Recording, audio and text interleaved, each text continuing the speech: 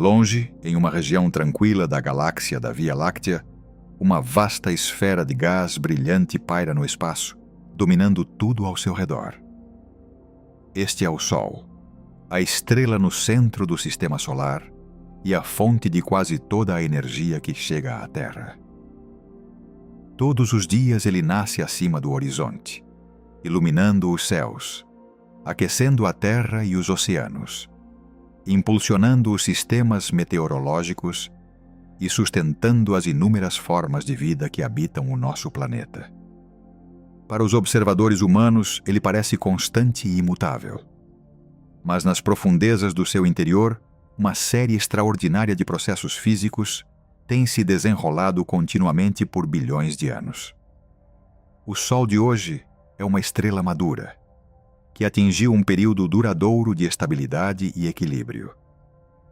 Não é uma estrela recém-nascida, nenhuma que se aproxima da sua destruição final.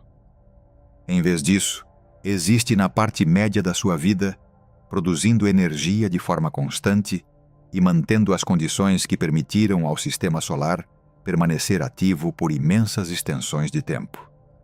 Aí a história da condição atual do Sol começou bilhões de anos atrás, quando uma gigantesca nuvem de gás e poeira derivou através de uma região da galáxia. Sob a influência da gravidade, partes desta nuvem colapsaram gradualmente para o interior. À medida que mais material se reunia, a massa crescente tornou-se mais densa e mais quente. A força da gravidade continuou puxando a matéria em direção ao centro, comprimindo o objeto em formação cada vez mais. As temperaturas subiram mais e mais até que as condições se tornaram extremas o suficiente para a fusão nuclear inflamar profundamente dentro do núcleo da jovem estrela. Naquele momento, o Sol entrou em um novo estágio de existência. Ele se tornou uma verdadeira estrela capaz de gerar sua própria energia. Hoje, aproximadamente 4 bilhões e meio de anos após o seu nascimento, o Sol permanece na fase mais longa e mais estável da evolução estelar. Os astrônomos referem-se a este período como o estágio da sequência principal. Durante este estágio, uma estrela passa a maior parte de sua vida convertendo o hidrogênio em hélio através da fusão nuclear. Para o Sol, este processo tem continuado por bilhões de anos e continuará por mais bilhões. O Sol é um objeto enorme. Seu diâmetro estende-se por aproximadamente 1.390.000 quilômetros. Mais de 1 milhão de terras poderiam caber dentro do seu volume. O Sol contém quase toda a massa no Sistema Solar. Os planetas, luas, asteroides, cometas e incontáveis corpos menores, juntos, representam apenas uma fração minúscula do material total encontrado dentro do próprio Sol. A maior parte do Sol consiste em hidrogênio, o elemento mais leve e mais abundante no universo. O hidrogênio constitui a maior parte da massa do Sol. O hélio forma a maior parte do material restante. Pequenas quantidades de elementos mais pesados, como oxigênio, carbono, ferro, neônio, silício, magnésio, nitrogênio e enxofre também estão presentes. Embora estes elementos mais pesados constituam apenas uma pequena porcentagem da composição do Sol, eles fornecem pistas importantes sobre as condições sob as quais o Sol se formou e os processos que ocorrem dentro do seu interior. Visto de fora, o Sol aparece como um disco brilhante no céu. Sob esta superfície visível, no entanto, jaz uma estrutura altamente complexa composta por várias camadas distintas. Cada camada possui propriedades físicas, temperaturas, densidades e padrões de movimento únicos. Juntas, estas camadas formam um sistema interconectado responsável por gerar e transportar a energia do Sol. No próprio centro, jaz o núcleo, a região onde toda a produção de energia do Sol começa. O núcleo ocupa apenas uma fração do volume total do Sol. Contudo, ele serve como a usina de força de toda a estrela. As condições aqui estão quase além da imaginação. as temperaturas alcançam aproximadamente 15 milhões de graus Celsius. A pressão é extraordinariamente alta, porque o imenso peso das camadas circundantes pressiona continuamente para o interior em direção ao centro.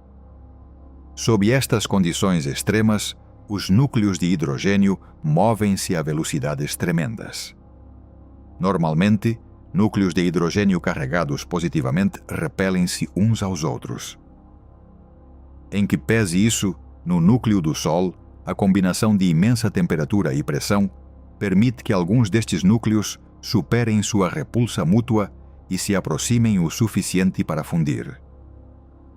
Este processo de fusão forma o alicerce da produção de energia do Sol.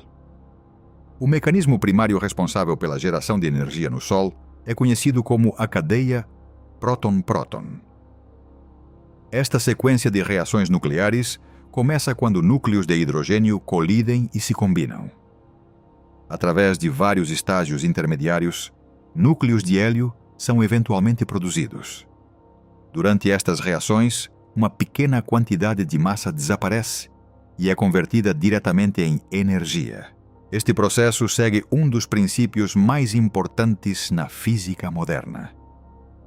De acordo com a relação entre massa e energia descrita por Albert Einstein, mesmo uma quantidade muito pequena de massa pode ser transformada em uma quantidade tremenda de energia. Dentro do núcleo do Sol, esta conversão ocorre continuamente. A cada segundo, milhões de toneladas de matéria são transformadas em energia radiante. A energia produzida no núcleo inicialmente toma a forma de radiação de alta energia. Contudo, a jornada do centro do Sol até a sua superfície visível é notavelmente lenta. Um fóton criado no núcleo não viaja diretamente para fora em um caminho reto. Em vez disso, ele é repetidamente absorvido e reemitido por partículas dentro do denso interior solar. Cada interação muda a direção do fóton. Como resultado, o caminho torna-se extremamente complicado. Os cientistas estimam que a energia gerada no núcleo pode requerer centenas de milhares de anos, e possivelmente muito mais tempo, para alcançar a superfície visível do Sol. Durante esta longa jornada, a energia perde gradualmente um pouco de sua intensidade inicial e muda para formas de radiação de menor energia. Cercando o núcleo está a zona radiativa. Nesta região, a energia move-se primariamente através de radiação. A matéria permanece tão densa que os fótons interagem constantemente com as partículas ao redor deles. A temperatura diminui gradualmente com o aumento da distância do centro, contudo permanece extraordinariamente alta. Além da zona radiativa, jaz a zona convectiva. Aqui as condições mudam significativamente. O gás torna-se menos denso, aumentando o espaço para que um método diferente de transporte de energia domine. O material quente sobe em direção à superfície, enquanto o material mais frio afunda para baixo. Esta circulação contínua transfere energia para fora em um processo conhecido como convecção. Os movimentos convectivos que ocorrem dentro desta região assemelham-se a correntes gigantescas de plasma em movimento. O plasma é um estado da matéria, no qual os átomos foram despojados de alguns de seus elétrons. Como o plasma contém partículas carregadas, ele interage fortemente com campos magnéticos. Estas interações desempenham um papel fundamental em muitas das atividades visíveis do Sol. A fronteira externa do interior do Sol é conhecida como a fotosfera. Esta é a camada da qual a maior parte da luz solar visível escapa para o espaço. Embora pareça sólida quando vista da Terra, a fotosfera é na verdade composta de gás quente. Sua temperatura é de aproximadamente 5.500 graus Celsius. A fotosfera exibe uma aparência texturizada quando observada com instrumentos poderosos. Regiões brilhantes e fronteiras mais escuras revelam os topos das células de convecção. O material quente sobe de baixo, libera energia e então se resfria antes de afundar mais uma vez. Esta circulação constante reflete a transferência de energia que ocorre abaixo da superfície. Ocasionalmente, feições escuras conhecidas como manchas solares aparecem na fotosfera. Estas regiões são mais frias do que os seus arredores e estão associadas a uma intensa atividade magnética. As manchas solares podem variar grandemente em tamanho e número ao longo do tempo. Algumas são maiores do que a própria Terra. Acima da fotosfera jaz a cromosfera, uma camada mais fina de gás quente que se estende para fora a partir da superfície visível. As temperaturas nesta região começam a aumentar mais uma vez. A cromosfera contém estruturas dinâmicas moldadas por forças magnéticas. Jatos de material e padrões que mudam rapidamente aparecem frequentemente dentro desta camada. Mais para fora, jaz a coroa, a atmosfera externa do Sol.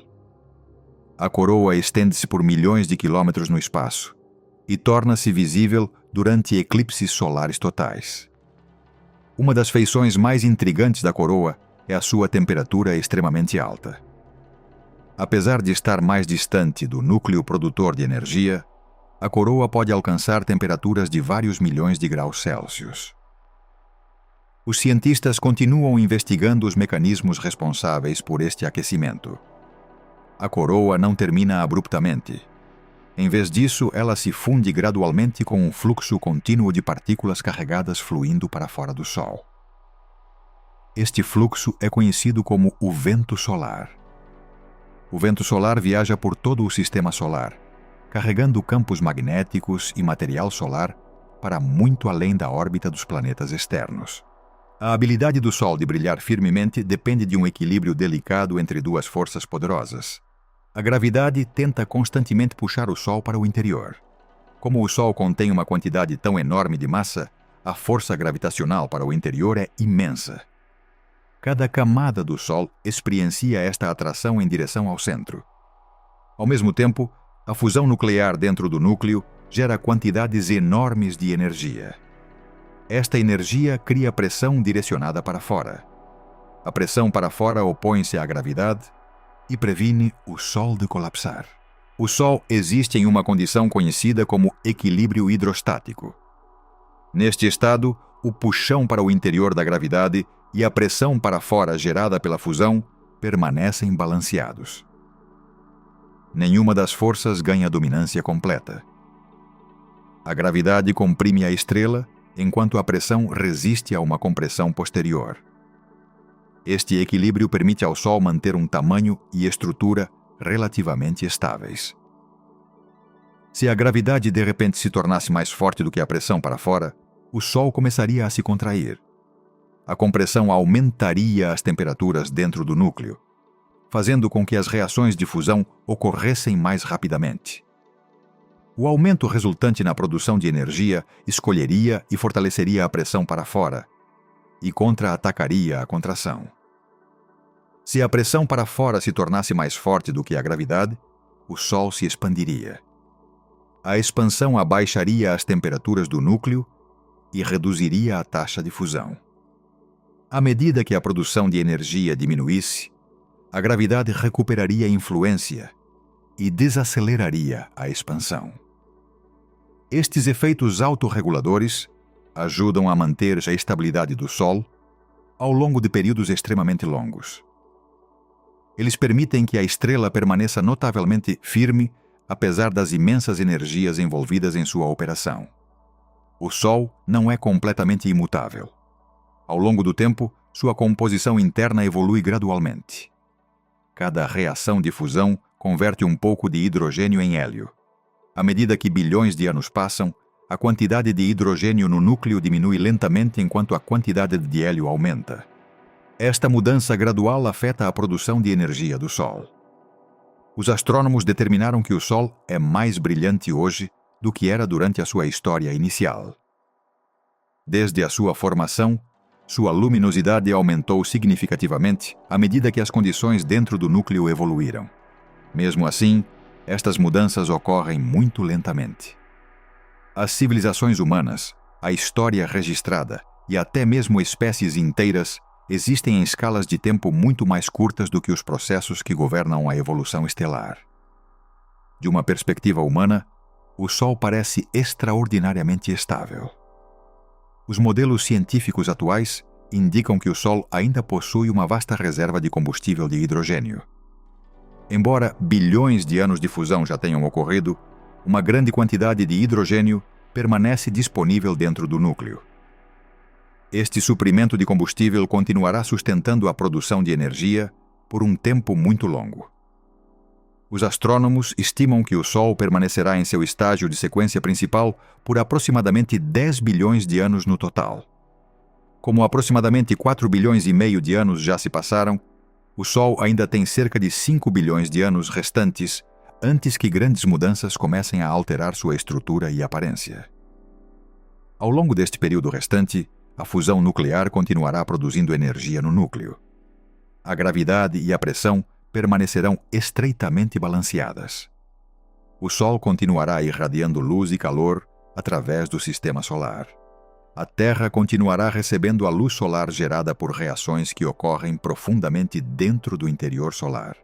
A cada segundo, números enormes de fótons deixam a fotosfera e viajam pelo espaço. Apenas uma pequena fração deles eventualmente alcança a Terra após uma jornada que dura cerca de 8 minutos. Estes fótons iluminam paisagens, alimentam a fotossíntese, influenciam os sistemas climáticos e sustentam os fluxos de energia dos quais quase toda a vida depende. Profundamente dentro do Sol, os núcleos de hidrogênio continuam fundindo-se em hélio. As temperaturas permanecem extraordinariamente altas.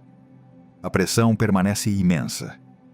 O plasma circula através de vastas regiões internas. Os campos magnéticos torcem-se e mudam.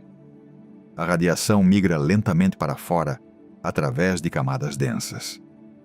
A convecção transporta a energia em direção à superfície. A fotosfera libera luz para o espaço. A coroa estende-se para muito além do disco visível. O vento solar flui através do sistema solar. Todos estes processos operam juntos como parte de um sistema estelar estável que tem persistido por bilhões de anos. O Sol hoje permanece uma estrela madura, ativa e produtora de energia que ocupa a porção média do seu ciclo de vida, sustentada pelo equilíbrio contínuo entre a gravidade e a fusão nuclear e apoiada por um suprimento de combustível capaz de manter o seu brilho por bilhões de anos que ainda virão. O Sol é alimentado por um processo que ocorre nas profundezas do seu núcleo. Esse processo é conhecido como fusão nuclear. A cada segundo, quantidades enormes de hidrogênio na região central do Sol são transformadas em hélio. Essa transformação libera vastas quantidades de energia que viajam para fora através do Sol e, eventualmente, alcançam o espaço como luz, calor e muitas outras formas de radiação. O brilho constante do Sol que ilumina a Terra e sustenta a vida é o resultado desse processo contínuo de fusão que ocorre no interior mais profundo do Sol. Embora o Sol pareça imutável quando visto ao longo de uma vida humana, ele está, na verdade, passando por uma evolução lenta e contínua. A fonte da sua energia não é ilimitada. O Sol nasceu como um grande suprimento de combustível de hidrogênio, mas esse combustível está sendo consumido gradualmente. O processo é extremamente lento porque o Sol é muito eficiente em regular a si mesmo. Mesmo assim, cada momento que passa significa que uma pequena quantidade de hidrogênio no núcleo foi convertida em hélio e não pode mais servir como combustível de hidrogênio fresco. O Sol se formou há cerca de 4 bilhões e 600 milhões de anos a partir de uma grande nuvem de gás e poeira. A maior parte do material que entrou na sua formação foi hidrogênio. Esse hidrogênio tornou-se concentrado em regiões centrais à medida que a gravidade puxava a matéria para dentro. Conforme a pressão e a temperatura aumentavam, as condições eventualmente tornaram-se quentes e densas o suficiente para o início da fusão nuclear. Assim que a fusão começou, o Sol entrou na longa fase estável da sua existência que continua hoje. No centro do Sol, as temperaturas atingem muitos milhões de graus. Sob essas condições extremas, os átomos de hidrogênio movem-se a velocidades tremendas. A pressão é tão grande que os núcleos atômicos são forçados a se aproximar o suficiente para que ocorram as reações de fusão. Durante essas reações, os núcleos de hidrogênio combinam-se através de uma sequência de etapas que, em última análise, criam núcleos de hélio. Uma pequena quantidade de massa é convertida em energia durante o processo. Essa energia é liberada de acordo com os princípios descritos pela física moderna e torna-se a fonte do poder do Sol.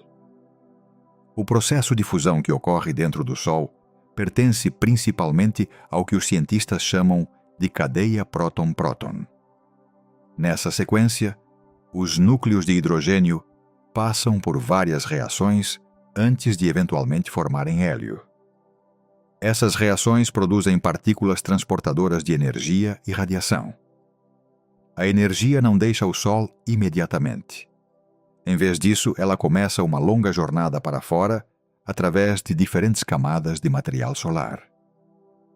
O núcleo é a única região onde as temperaturas e as pressões são altas o suficiente para que ocorra uma fusão significativa de hidrogênio.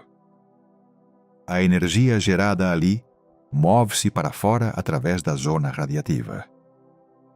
Nessa região, a energia é transferida principalmente através da repetida absorção e emissão de radiação. Um único pacote de energia pode ser absorvido e reemitido incontáveis vezes antes de progredir para mais longe do centro. Esse movimento de energia é extremamente lento. O interior do Sol é tão denso que a radiação não pode viajar diretamente para fora sem interrupção. Em vez disso, a energia segue um caminho complicado. A jornada do núcleo até as camadas externas pode levar um período de tempo extraordinariamente longo. No momento em que a energia atinge as regiões externas, ela passou por incontáveis interações com a matéria solar. Além da zona radiativa, fica a zona convectiva. Aqui, a energia é transportada através do movimento de gás quente. O material aquecido por baixo sobe em direção à superfície. À medida que perde calor, ele esfria e afunda de volta para baixo. Essa circulação continua continuamente. O processo ajuda a transferir energia do interior em direção à superfície visível conhecida como fotosfera. A fotosfera é a camada que emite a maior parte da luz solar visível da Terra. A energia que atinge essa região eventualmente escapa para o espaço. Uma fração minúscula dessa energia atinge o nosso planeta e fornece a luz e o calor que moldam o ambiente da Terra. Enquanto tudo isso está ocorrendo, a quantidade de hidrogênio no núcleo do Sol diminui lentamente. A diminuição não é perceptível em períodos curtos. Civilizações humanas surgem e caem sem detectar qualquer mudança significativa no suprimento de combustível do Sol. Até mesmo espécies inteiras podem existir por milhões de anos, enquanto o Sol permanece praticamente o mesmo. Contudo, em escalas de tempo medidas em bilhões de anos, o consumo gradual de hidrogênio torna-se um fator primordial na evolução do Sol. O núcleo não usa todo o hidrogênio do Sol. A fusão está concentrada na região central, onde as condições são adequadas. Muito do hidrogênio fora do núcleo permanece frio demais para uma fusão eficiente. Como resultado, apenas uma parte do suprimento total de hidrogênio do Sol está diretamente envolvida na produção de energia durante a sua vida útil estável. Conforme a fusão continua, o hélio acumula-se no núcleo. O hélio é o produto da fusão do hidrogênio e gradualmente torna-se mais abundante nas regiões centrais. Ao contrário do hidrogênio, o hélio não contribui significativamente para as mesmas reações de fusão que ocorrem no Sol atual. A concentração crescente de hélio altera lentamente as propriedades do núcleo. Os núcleos de hélio são mais massivos do que os núcleos de hidrogênio. À medida que o hélio se acumula, a composição do núcleo muda. A quantidade crescente de hélio afeta a densidade, a pressão e a temperatura. Essas mudanças ocorrem de forma lenta, mas constante. O núcleo torna-se mais denso com o tempo porque o material rico em hélio ocupa as regiões centrais. A gravidade puxa constantemente o Sol para dentro. A pressão gerada pela energia de fusão empurra para fora. Durante a maior parte da vida do Sol, essas forças permanecem em equilíbrio. No entanto, à medida que o hidrogênio se torna menos abundante no núcleo, ocorrem ajustes sutis. A composição em mudança permite que o núcleo se contraia ligeiramente sob a gravidade. Essa contração não é dramática. Ela ocorre muito gradualmente ao longo de imensos intervalos de tempo. Conforme o núcleo se contrai, a energia gravitacional é liberada. A contração também eleva as temperaturas na região central. Temperaturas mais altas aumentam a taxa na qual as reações de fusão ocorrem. Como resultado, o Sol não se torna mais fraco à medida que o seu suprimento de hidrogênio declina. Em vez disso, o aumento da temperatura do núcleo faz com que a fusão prossiga mais rapidamente. Mais energia é gerada do que antes. Essa produção aumentada de energia tem consequências importantes para o brilho geral do Sol. Quando o Sol entrou pela primeira vez na sua fase estável, ele era menos luminoso do que é hoje. O Sol jovem produzia menos energia e e emitia menos luz. Ao longo de bilhões de anos, as mudanças graduais que ocorreram dentro do núcleo fizeram com que a produção de energia aumentasse. O Sol, portanto, tornou-se mais brilhante. Esse aumento no brilho tem ocorrido ao longo de toda a história do Sol.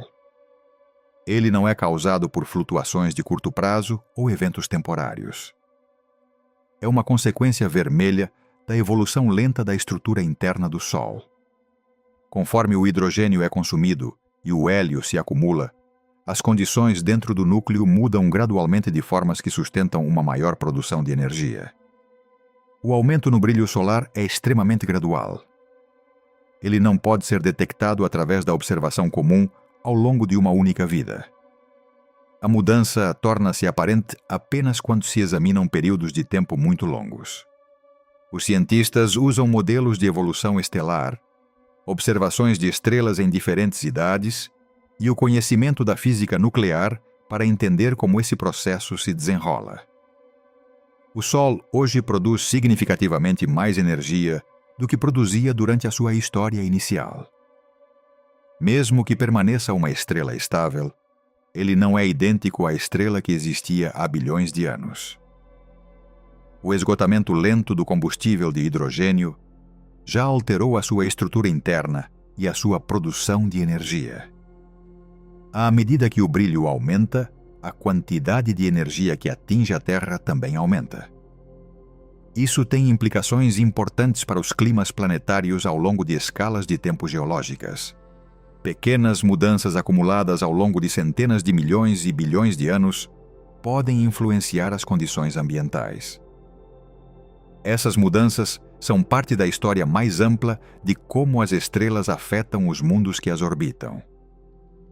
O aumento gradual no brilho solar está conectado diretamente aos processos que ocorrem nas profundezas do núcleo.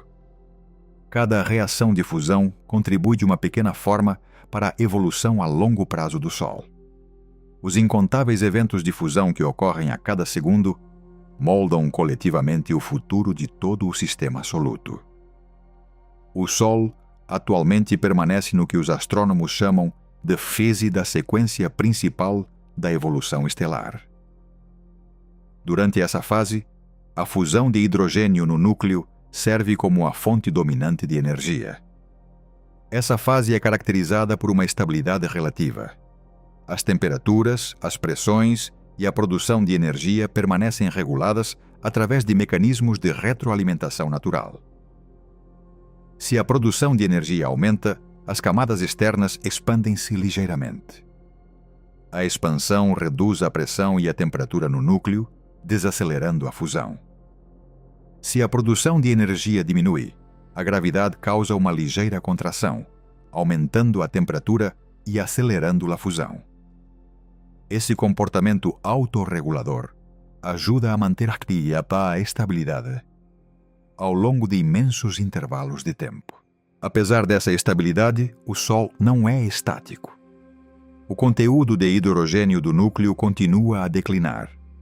O conteúdo de hélio continua a subir. As temperaturas continuam a aumentar gradualmente. A luminosidade continua a crescer. Essas tendências são lentas, mas persistentes. A taxa na qual o hidrogênio é consumido é enorme quando medida em períodos curtos. Vastas quantidades de hidrogênio passam por fusão a cada segundo. No entanto, o Sol contém uma quantidade tão imensa de material que o seu suprimento geral dura por bilhões de anos. Essa abundância de combustível é uma das razões pelas quais estrelas como o Sol podem permanecer estáveis por intervalos tão longos. O ritmo lento de mudança é uma das características definidoras da evolução estelar. A experiência humana cobre apenas uma fração minúscula do tempo de vida do Sol.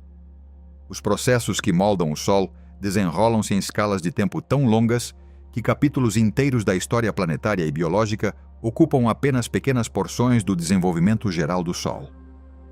Nas profundezas do núcleo, os núcleos de hidrogênio continuam a colidir sob temperaturas e pressões extremas. As reações de fusão continuam produzindo hélio. A energia continua fluindo para fora através das regiões radiativa e convectiva.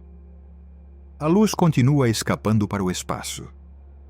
Esses processos ocorrem continuamente e têm sido feitos por bilhões de anos.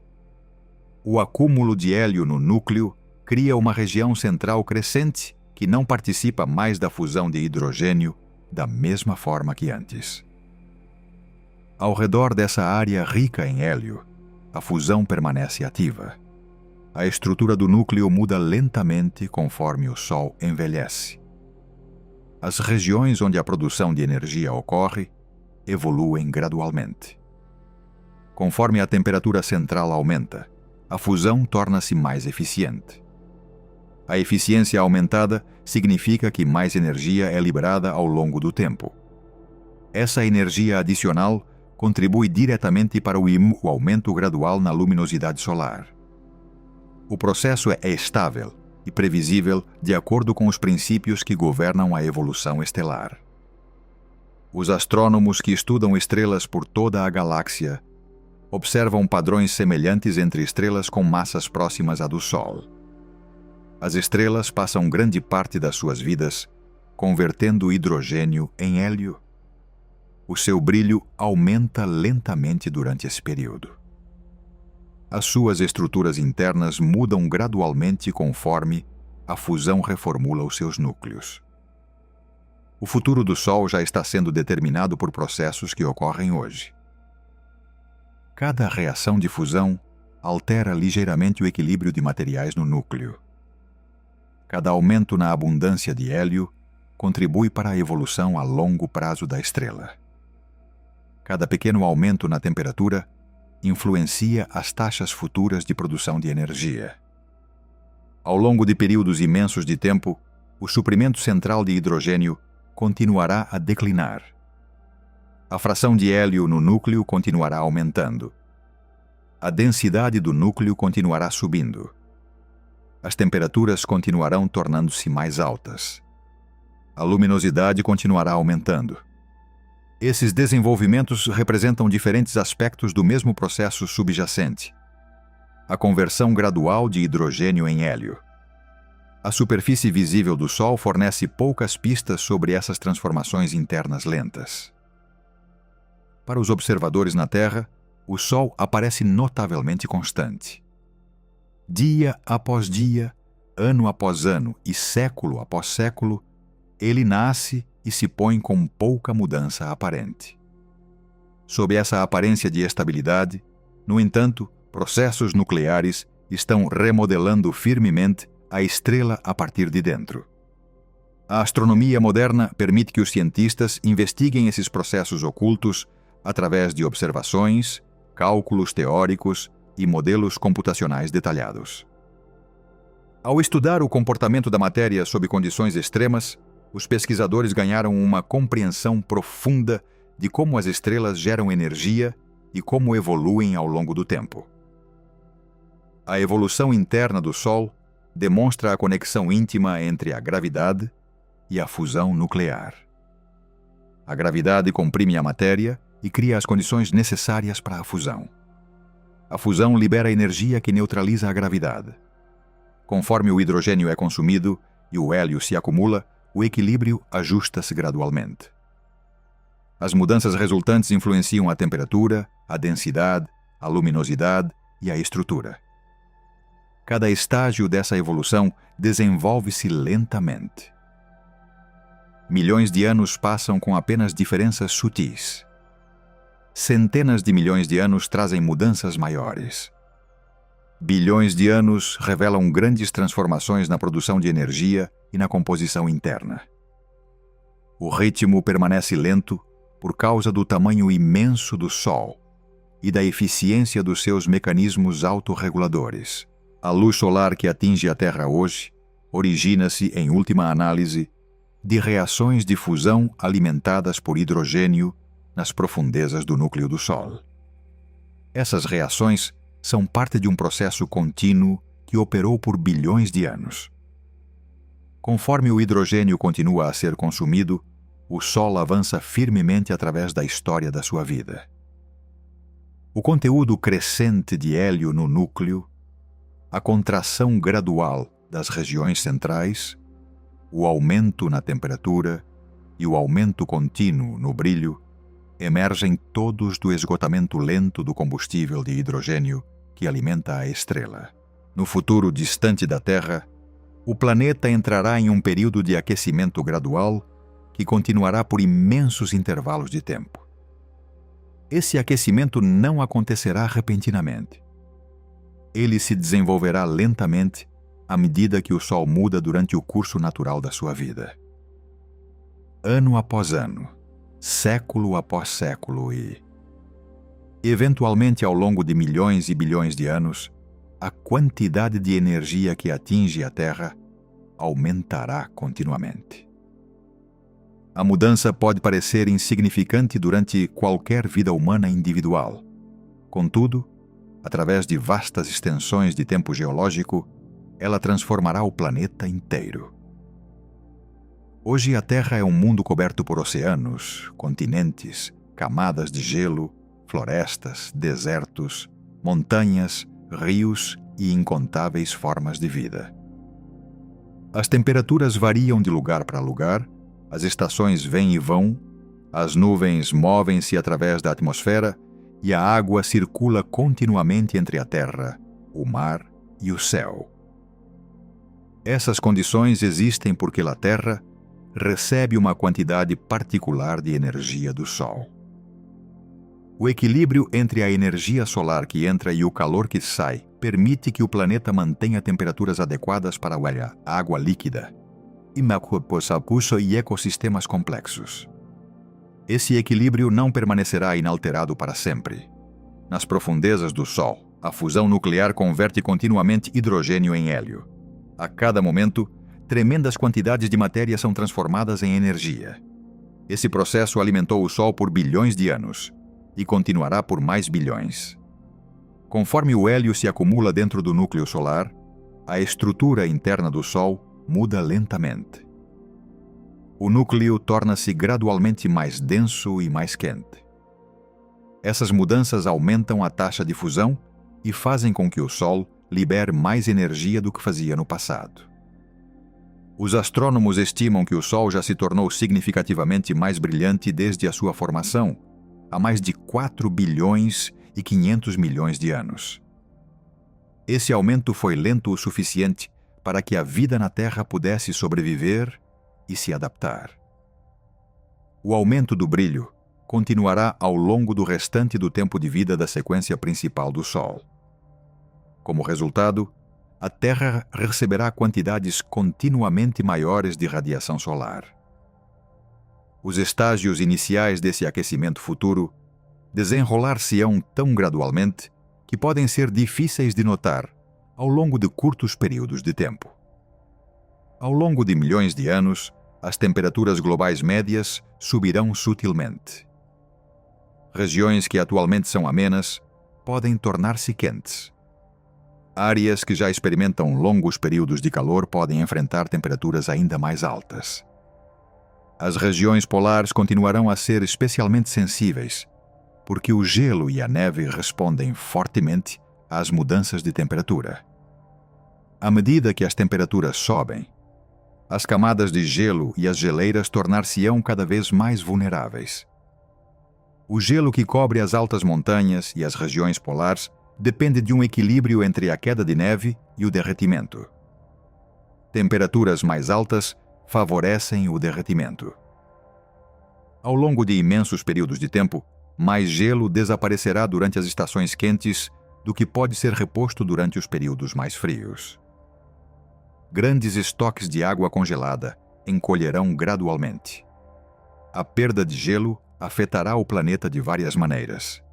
O gelo reflete uma porção substancial da luz solar que entra de volta para o espaço.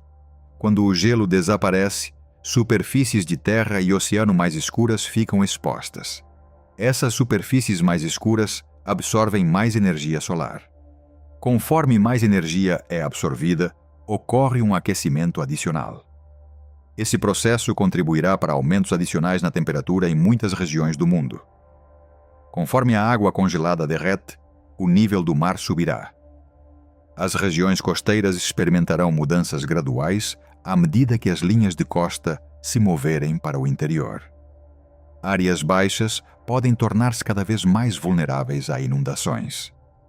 Deltas de rios, planícies costeiras, áreas úmidas e ilhas estarão entre as regiões mais afetadas. Essas mudanças desenrolar-se-ão ao longo de períodos muito longos. Contudo, o efeito cumulativo remodelará grandes porções da superfície da Terra. Os oceanos absorverão grande parte do calor extra que entra no sistema climático. A água tem uma grande capacidade de armazenar energia térmica, permitindo que os oceanos atuem como vastos reservatórios de calor. Conforme as temperaturas globais continuam subindo, as camadas superiores, os oceanos aquecerão primeiro. Com o tempo, o calor espalhar-se-á para as águas mais profundas. Oceanos mais quentes influenciarão os padrões climáticos ao redor do mundo. As correntes oceânicas transportam enormes quantidades de calor através do planeta. Mudanças nas temperaturas dos oceanos podem alterar o movimento dessas correntes. Mesmo pequenas mudanças nos padrões de circulação podem afetar as chuvas, os sistemas de vento e os climas regionais. Áreas que atualmente recebem chuvas abundantes podem experimentar padrões de precipitação diferentes, enquanto outras regiões podem tornar-se mais úmidas ou mais secas do que são hoje. A atmosfera também mudará conforme o aquecimento continua. Temperaturas mais altas permitem que o ar retenha maiores quantidades de vapor de água. O vapor de água é um componente importante do sistema climático da Terra. Conforme a evaporação dos oceanos, lagos e solos aumenta, mais umidade entra na atmosfera. Esse vapor de água adicional influencia a formação de nuvens, os padrões de precipitação e o movimento de energia através da atmosfera. Os sistemas de tempestades podem evoluir conforme o clima muda. O ar mais quente e os oceanos mais quentes fornecem mais energia aos processos atmosféricos. Diferentes regiões podem experimentar mudanças na intensidade, frequência ou comportamento sazonal das tempestades. Algumas localidades podem encontrar eventos de chuvas mais pesadas, enquanto outras podem enfrentar períodos mais longos sem precipitação significativa. A vida vegetal será afetada pelas mudanças de temperatura e pelos padrões de chuva em mutação. Cada espécie tem condições ambientais dentro das quais pode sobreviver e se reproduzir. Conforme os climas mudam, os ecossistemas mover-se-ão e reorganizar-se-ão gradualmente. Algumas espécies de plantas podem espalhar-se para novas regiões. Outras podem lutar para sobreviver se as condições adequadas tornarem-se escassas. Florestas, pastagens, áreas úmidas e outros ecossistemas responderão de maneiras diferentes, dependendo das condições locais. As temperaturas crescentes podem prolongar as estações de cultivo em algumas áreas. Em outros lugares, o estresse por calor e a escassez de água podem limitar o crescimento das plantas. A distribuição da vegetação pelos continentes mudará lentamente à medida que as condições ambientais continuarem a evoluir. As populações animais também experimentarão uma pressão crescente. Muitas espécies dependem de habitats específicos, fontes de alimento e condições climáticas. Conforme os ambientes mudam, os animais podem precisar migrar, se adaptar ou enfrentar o declínio populacional. Espécies com requisitos ambientais estritos podem ser particularmente vulneráveis às tendências de aquecimento a longo prazo. Os ecossistemas marinhos passarão por grandes mudanças à medida que as temperaturas dos oceanos subirem. Muitos organismos marinhos são sensíveis até mesmo a aumentos modestos de temperatura. Mudanças na circulação oceânica, na distribuição de nutrientes e na química da água podem afetar as cadeias alimentares por todos os oceanos. Algumas espécies podem expandir-se para novas regiões, enquanto outras podem perder habitats adequados. Os sistemas de recifes de corais enfrentarão condições especialmente difíceis. Os corais dependem de uma relação delicada com organismos microscópicos que vivem dentro dos seus tecidos. Temperaturas elevadas da água podem romper essa relação. A exposição repetida a condições mais quentes pode reduzir a capacidade de os ecossistemas de recifes sobreviverem ao longo de períodos prolongados. Conforme o aquecimento progride ao longo de centenas de milhões de anos, a Terra aproximar-se-á gradualmente de condições diferentes daquelas experimentadas durante a maior parte da história humana. As temperaturas médias continuarão a subir. O contraste entre diferentes regiões climáticas pode mudar. Áreas que atualmente são temperadas podem tornar-se muito mais quentes, oceanos. Regiões já caracterizadas por altas temperaturas podem experimentar condições ambientais que colocam um estresse crescente sobre os organismos vivos. O ciclo hidrológico tornar-se-á cada vez mais intenso. Mais evaporação ocorrerá a partir dos oceanos e das superfícies terrestres.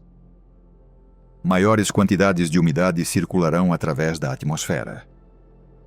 Os padrões de chuva podem tornar-se mais variáveis em diferentes regiões.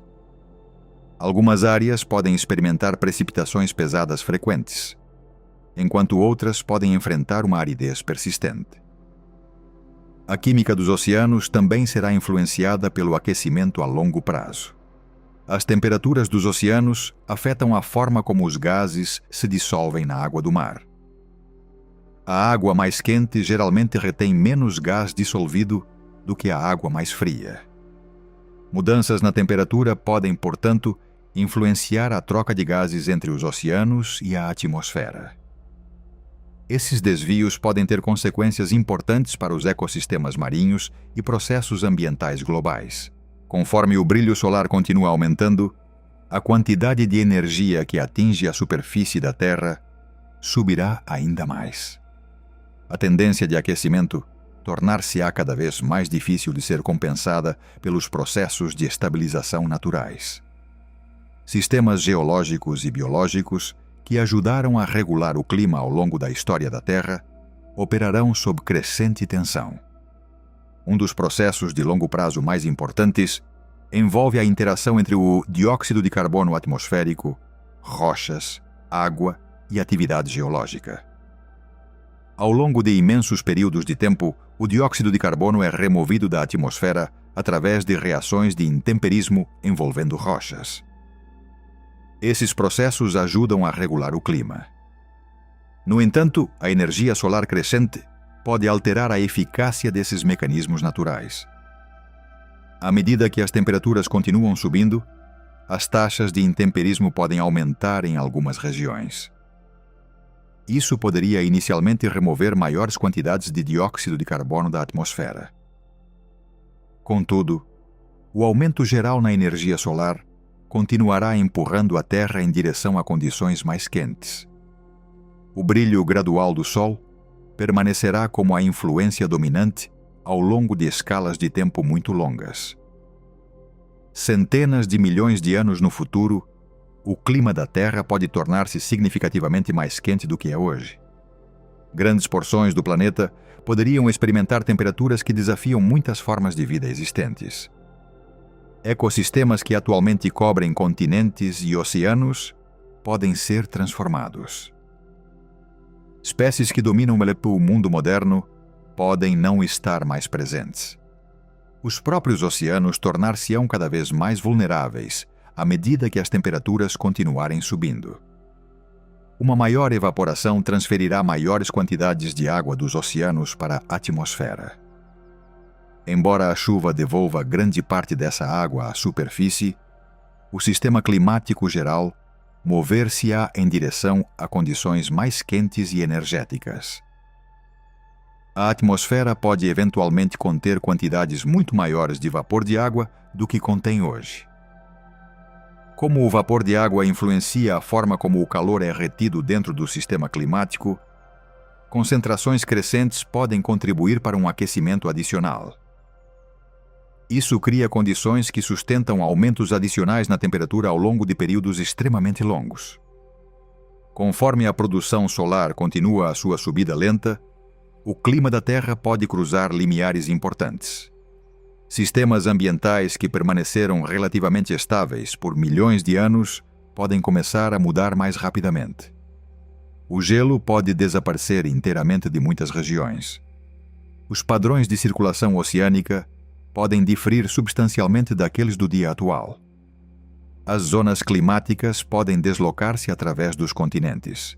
À travers le long développement futur de la Terre, les systèmes qui soutiennent les organismes vivants commencent à s'affaiblir de manière lente et continue. À mesure que les conditions physiques se déplacent au-delà de la fourchette stable dont dépend la vie. Les environnements de surface, les océans et l'atmosphère restent actifs pendant un très long moment. Mais l'équilibre qui permet aux structures vivantes de se propager largement et de maintenir des populations stables devient progressivement moins fiable.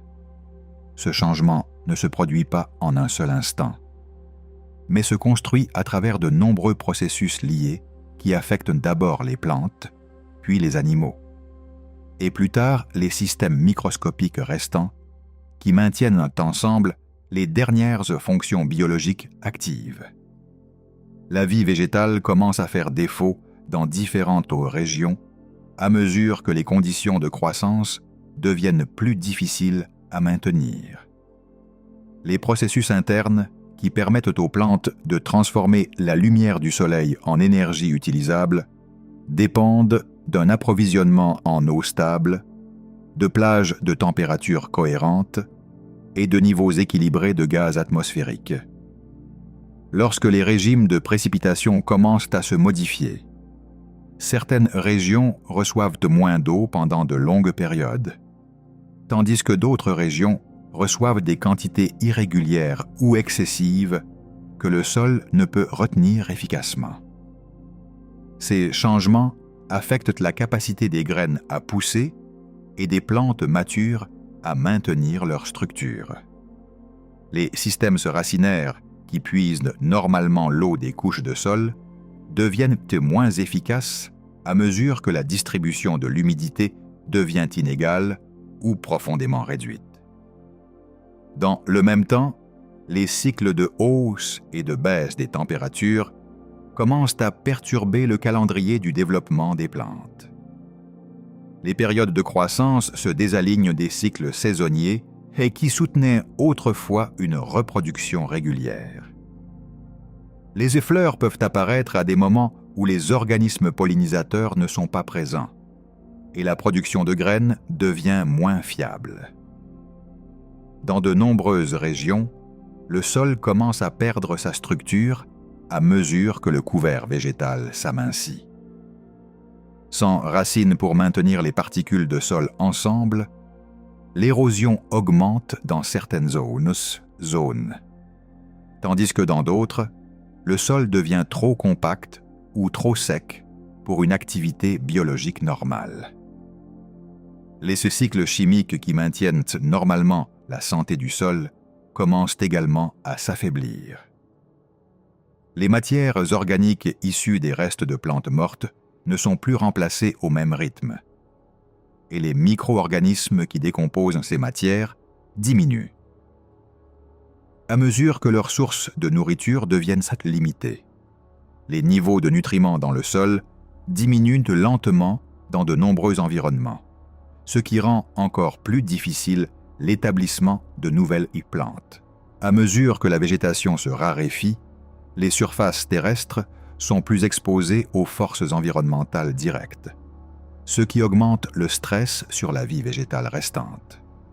Dans les environnements océaniques, les organismes microscopiques semblables à des plantes commencent également à décliner. Ces organismes dépendent de la lumière du soleil, atteignant les couches supérieures de l'eau, ainsi que des nutriments qui circulent grâce aux courants océaniques. Lorsque les changements de température affectent la circulation océanique, le mouvement des nutriments des eaux profondes vers les couches de surface devient moins constant. Cela réduit la croissance de la vie microscopique qui forme la base des systèmes alimentaires océaniques. À mesure que ces organismes diminuent, la contribution en oxygène des systèmes océaniques commence également à décliner sur de longues périodes.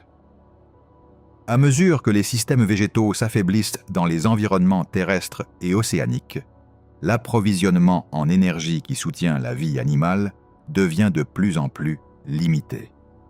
Les animaux herbivores subissent les effets les plus précoces et les plus directs, car leur survie dépend de l'absorption continue de matière végétale.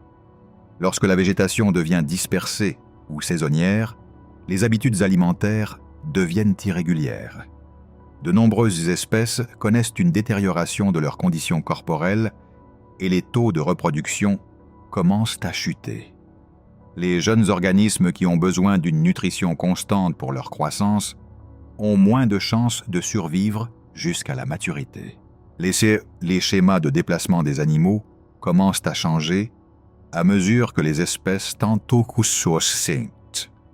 de trouver les zones restantes où la végétation pousse. Ces zones deviennent isolées au fil du temps, et la distance qui les sépare augmente. La migration devient plus difficile à mesure que les habitats appropriés se fragmentent. Dans de nombreuses régions, les animaux ne sont plus en mesure de maintenir des populations stables, car le temps nécessaire pour se déplacer entre les sources de nourriture dépasse leur capacité à survivre sans absorption. Les animaux plus petits, qui dépendent de structures végétales spécifiques ou d'insectes liés aux plantes, commencent également à disparaître tôt dans ce processus.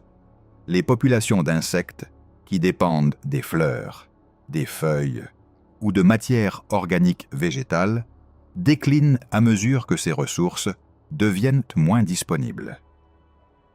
Étant donné que de nombreuses espèces végétales dépendent des insectes pour leur reproduction, le déclin de ces organismes réduit encore les taux de régénération des plantes, créant un stress supplémentaire sur la végétation restante. À mesure que les populations d'herbivores déclinent, les animaux carnivores perdent l'accès à leur principale source de nourriture. Les prédateurs qui dépendent d'espèces de proies spécifiques connaissent de fortes réductions de leur taux de survie. Certaines espèces se tentent de s'ajuster en élargissant leur régime alimentaire, mais beaucoup sont limités par une spécialisation biologique et comportementale. Le succès de la chasse devient moins constant à mesure que les populations de proies deviennent dispersées et imprévisibles. l'augmentation de la compétition entre les prédateurs pour des ressources alimentaires limitées réduit encore les chances de survie de nombreuses espèces.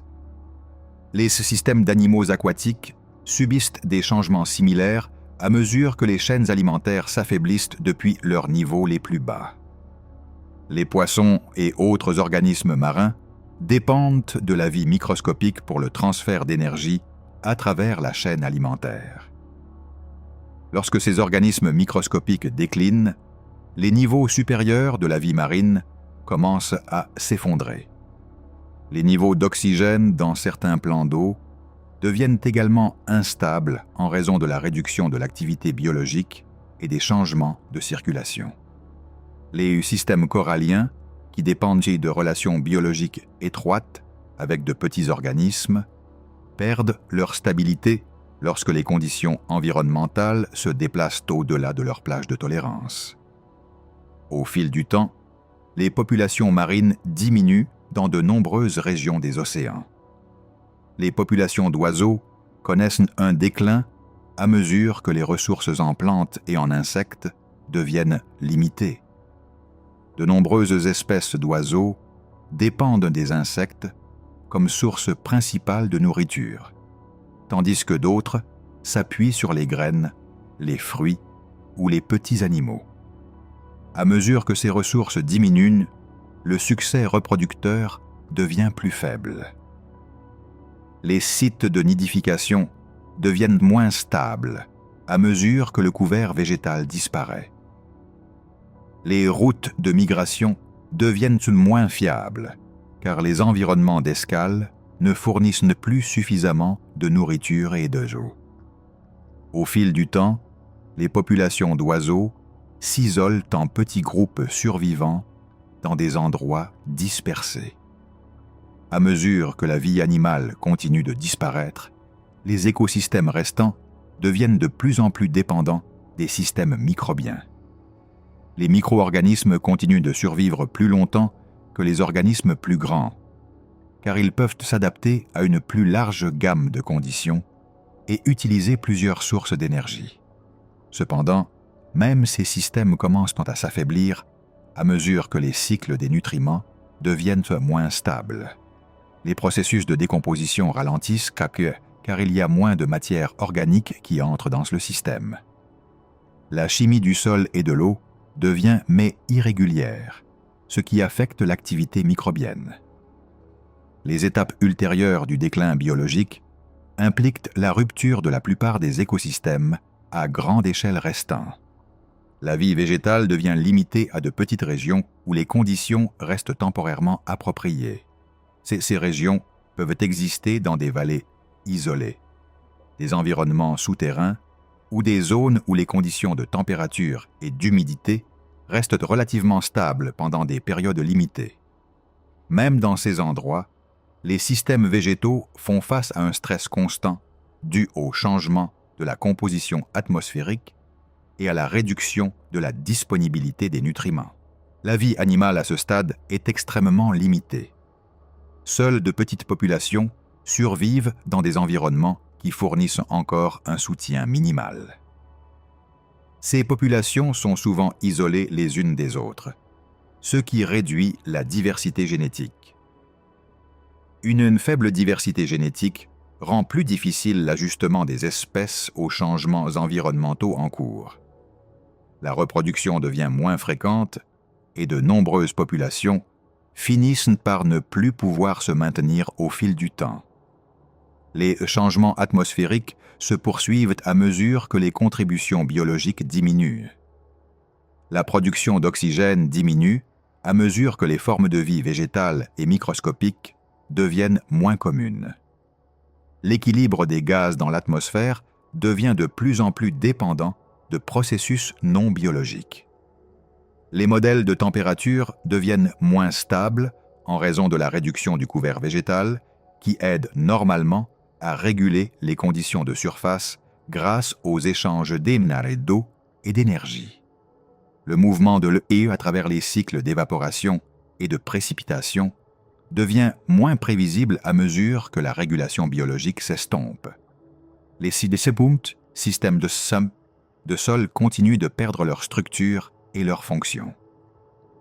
Sans racines végétales pour stabiliser les couches de sol, l'érosion devient plus fréquente dans certaines régions, tandis que d'autres zones deviennent compactées et moins capables de soutenir une quelconque activité biologique.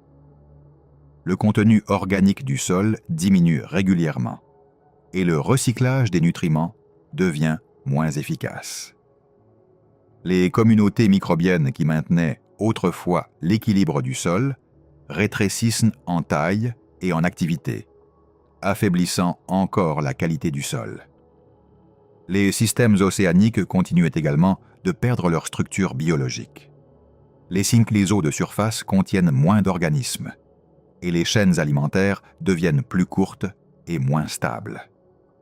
Certains environnements océaniques profonds peuvent maintenir une activité biologique limitée pendant de plus longues périodes, car ils s'appuient sur des sources d'énergie chimique plutôt que sur la lumière du soleil. Cependant, même ces systèmes connaissent un déclin progressif à mesure que les conditions planétaires globales changent et que l'approvisionnement en nutriments des océans devient moins stable. L'activité biologique restante se confine à des poches isolées qui soutiennent temporairement la survie. Ces poches sont séparées par de vastes zones où la vie n'est plus présente. Chaque système survivant fonctionne dans des conditions restreintes, avec un flux d'énergie limité et une interaction réduite entre les espèces. Les fonctions de l'écosystème, telles que la reproduction, l'alimentation et la décomposition, deviennent rares et irrégulières. Les cycles chimiques, qui dépendaient autrefois des systèmes vivants, se poursuivent principalement par des processus physiques et chimiques. Les cycles de l'azote, du carbone et de l'oxygène deviennent moins influencés par l'activité biologique et plus contrôlés par la chimie environnementale. Ce changement réduit la stabilité des conditions qui soutenaient auparavant une vie largement répandue. Les interactions entre l'atmosphère, l'eau et la terre deviennent moins équilibrées à mesure que la régulation biologique s'estompe. Au fur et à mesure que le temps passe, les signes de vie restants deviennent plus rares et plus isolés. La plupart des environnements de surface ne soutiennent plus de systèmes végétaux ou animaux. Ceux des organismes microscopiques persistent dans des environnements spécifiques qui restent chimiquement assez stables pour la survie. Ces environnements sont souvent déconnectés des conditions de surface et s'appuient sur des sources d'énergie interne plutôt que sur la lumière du soleil.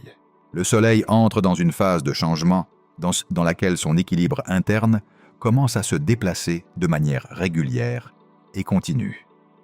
À l'intérieur du soleil, le carburant d'hydrogène dans la région centrale devient moins abondant sur de très longues périodes de temps.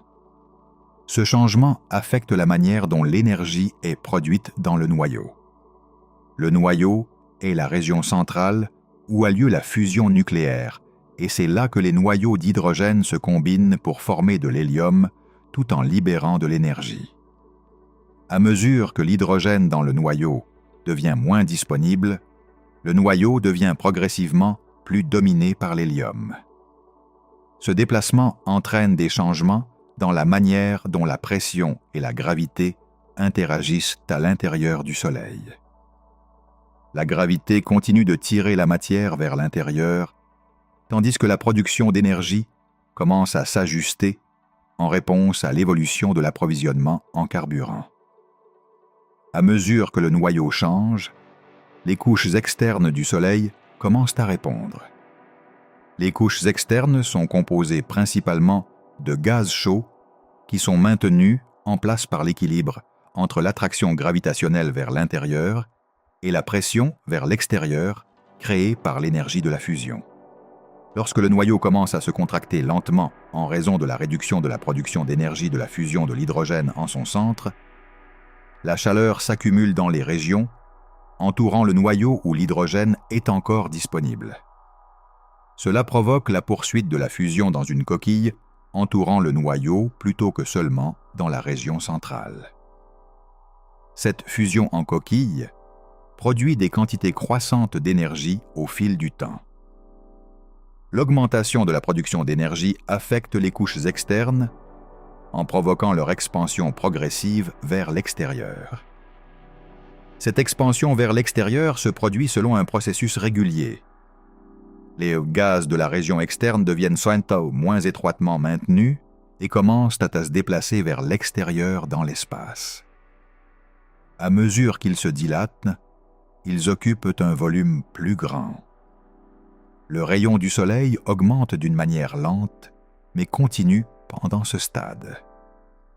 L'expansion n'est pas uniforme à chaque instant, mais sur de longues périodes, elle devient plus notable à mesure que plus d'énergie est produite dans la coquille d'hydrogène qui entoure le noyau d'hélium.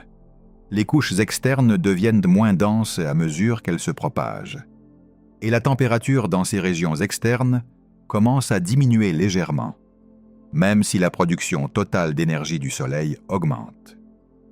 L'augmentation de la taille se poursuit à mesure que la structure interne s'ajuste aux nouvelles conditions. Le noyau d'hélium devient plus dense et plus chaud, tandis que la fusion de l'hydrogène se poursuit dans une couche environnante. Cette structure en couche conduit à un schéma différent de flux d'énergie à l'intérieur du Soleil.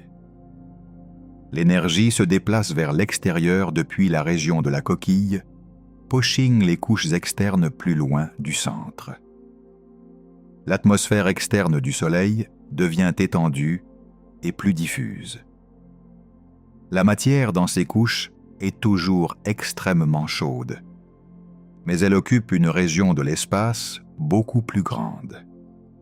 Au fur et à mesure que l'expansion se poursuit, la limite externe du Soleil s'étend plus loin dans l'espace. La surface visible, connue sous le nom de photosphère, se déplace également vers l'extérieur à mesure que les gaz externes se dilatent. Le photosphère est la couche à partir de laquelle la lumière visible est émise dans l'espace. À mesure que cette couche se déplace vers l'extérieur, la taille apparente du Soleil augmente de manière significative. L'expansion se poursuit sur de longues périodes, et la structure du Soleil devient moins compacte que dans les étapes antérieures de sa vie. Au cours de ce processus, la production d'énergie du Soleil augmente régulièrement. Plus d'énergie est libérée de la coquille d'hydrogène entourant le noyau d'hélium que ce qui était précisément libéré du seul noyau central. Cette augmentation d'énergie contribue à l'expansion des couches externes. Les régions externes répondent à l'énergie supplémentaire en se dilatant davantage, réduisant leur densité tout en couvrant une région spatiale plus grande.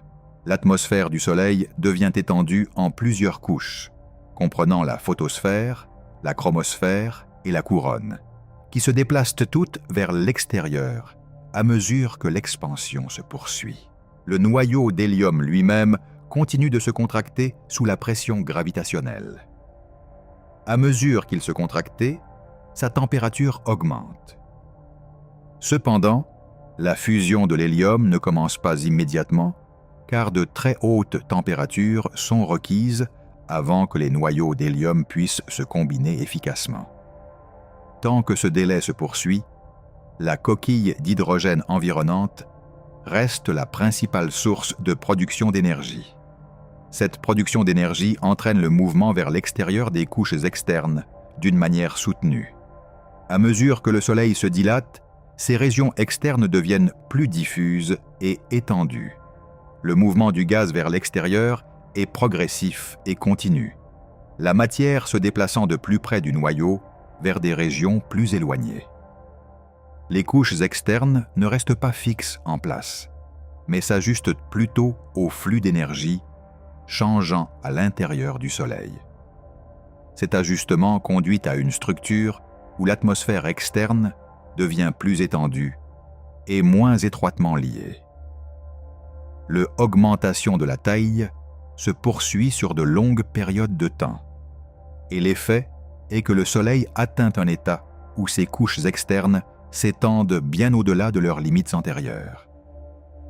Le rayon du Soleil devient plusieurs fois plus grand que sa taille précédente durant la phase stable de combustion de l'hydrogène. Cette expansion provoque l'occupation par l'atmosphère externe de régions de l'espace qui étaient auparavant vides ou seulement faiblement influencées par la matière solaire. À mesure que les couches externes se dilatent, leur densité diminue de manière significative.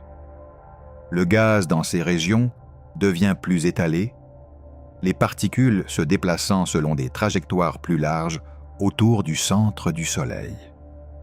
La réduction de la densité modifie la manière dont l'énergie est transportée à travers ces couches.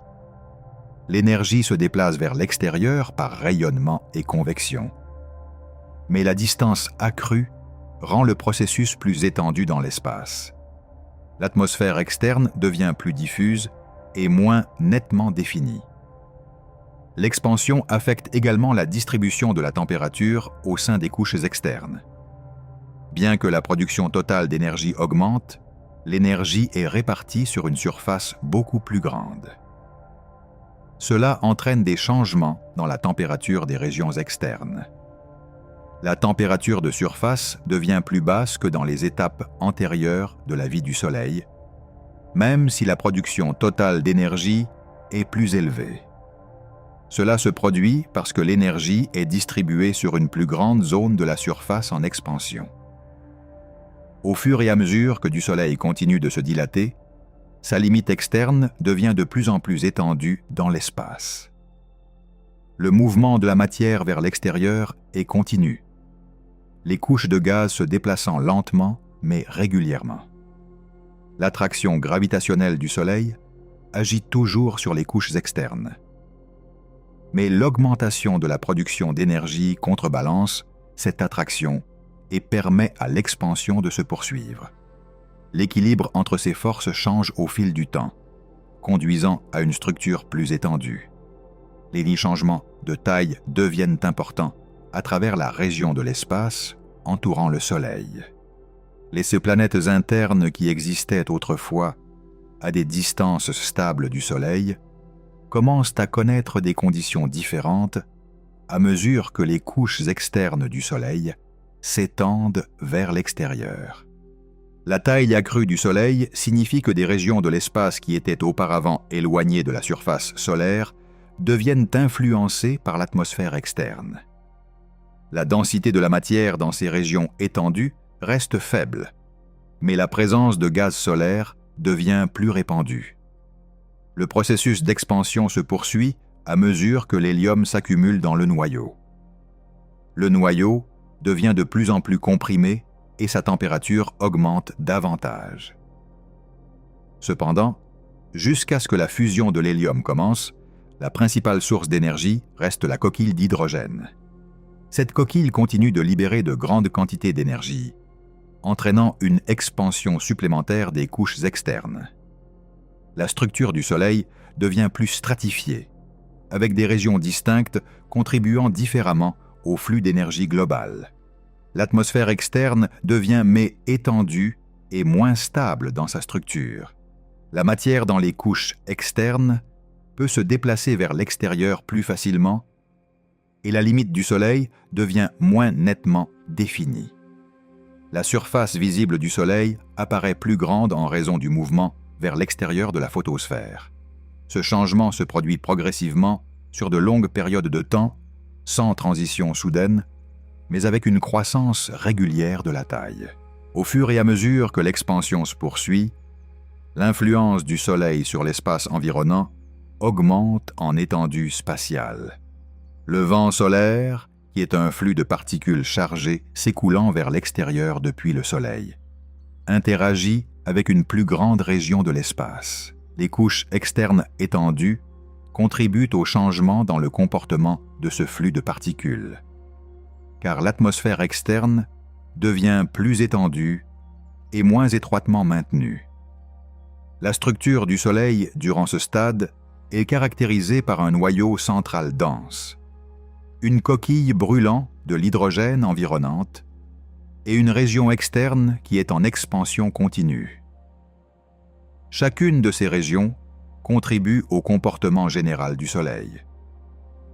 Le noyau continue de se contracter et de se réchauffer. La coquille produit une énergie croissante et les couches externes répondent en se dilatant vers l'extérieur dans l'espace. Le processus d'expansion conduit à une transformation graduelle de l'apparence externe du Soleil. La structure autrefois compacte devient plus étendue, les couches externes se propageant dans une région plus grande. Le mouvement de la matière est continu, sans limite fixe séparant le Soleil de l'espace environnant. Au lieu de cela, la transition entre la matière solaire et l'espace devient plus graduelle à mesure que l'expansion se poursuit. L'augmentation de la production d'énergie de la coquille d'hydrogène joue un rôle central dans l'entraînement de ces changements. L'énergie libérée dans cette région se déplace vers l'extérieur par rayonnement et convection, transférant de la quantité de mouvement aux couches externes. Ce transfert d'énergie amène les gaz des régions externes à s'éloigner davantage du noyau.